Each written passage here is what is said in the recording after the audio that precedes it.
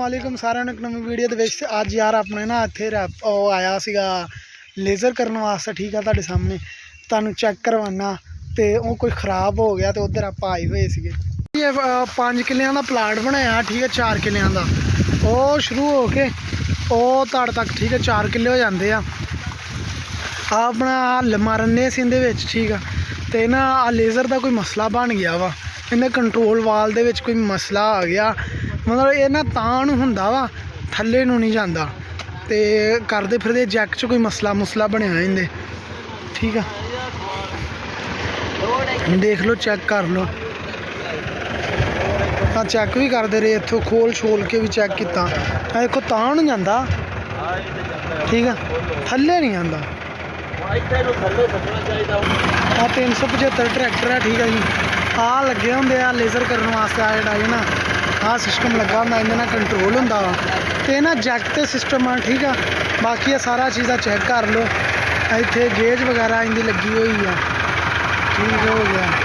ਤੇ ਆ 375 ਟਰੈਕਟਰ ਆ, 18 ਮਾਡਲ ਆ, ਠੀਕ ਆ। ਤੇ ਚੈੱਕ ਕਰ ਲਓ ਤੁਸੀਂ। ਤੇ ਬੜਾ ਬਿਹਤਰੀਨ ਔਰ ਸਾਫ਼ ਹਾਲਤ 'ਚ ਆ। ਮੈਂ ਸ਼ੋ ਉਤਾਰ ਦਿੰਦੇ ਆ, ਜੋ ਜ਼ਿਆਦਾ ਕੰਮ ਕਰਨਾ ਹੋਵੇ ਨਾ ਫਿਰ ਟਰੈਕਟਰ ਗਰਮ ਨਹੀਂ ਹੁੰਦਾ ਬਹੁਤਾ, ਠੀਕ ਆ। ਤੇ ਚੈੱਕ ਕਰੋ, ਬਿਹਤਰੀਨ ਤਿਆਰ ਕੀਤਾ ਹੋਇਆ। ਇੱਧਰੋਂ ਨਾ ਇਹਦਾ ਕੋਈ ਮਸਲਾ ਬਣ ਗਿਆ, ਬਹੁਤ ਵੱਡਾ ਮਸਲਾ ਹੋ ਗਿਆ। ਉਹ ਥੱਲੇ ਆਉਣਾ ਸ਼ੁਰੂ ਹੋ ਗਿਆ, ਇੱਦਾਂ ਆਉਂਦਾ ਥੱਲੇ।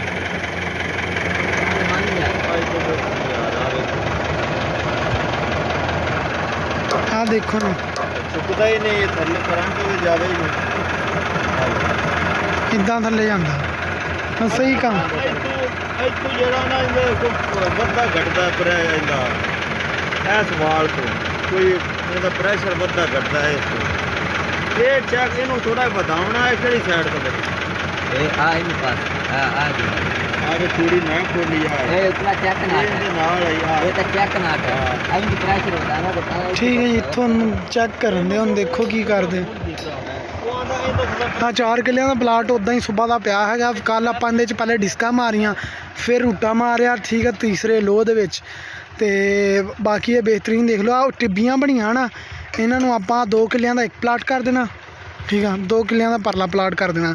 ਇਹ ਵਾਣਾ ਵੂਣਾ ਆਸਾਨ ਹੋ ਜਾਏਗਾ ਤੇ ਜਲਦੀ ਵਖ ਜਿਆ ਕਰੇਗਾ ਤੇ ਟਾਈਮ ਵੀ ਬਚਤ ਰਹੇਗੀ। ਓਕੇ ਹੋ ਗਿਆ। ਤੇ ਹੁਣ ਦੇਖੋ ਇਹ ਠੀਕ ਹੁੰਦਾ ਕਿ ਨਹੀਂ। ਉਹ ਤੁਹਾਡੇ ਸਾਹਮਣੇ ਲੱਗੇ ਤੇ ਹੋਏ ਮਕੈਨਿਕ ਉਹਨੂੰ ਕਰਨ ਵਾਸਤੇ, ਠੀਕ।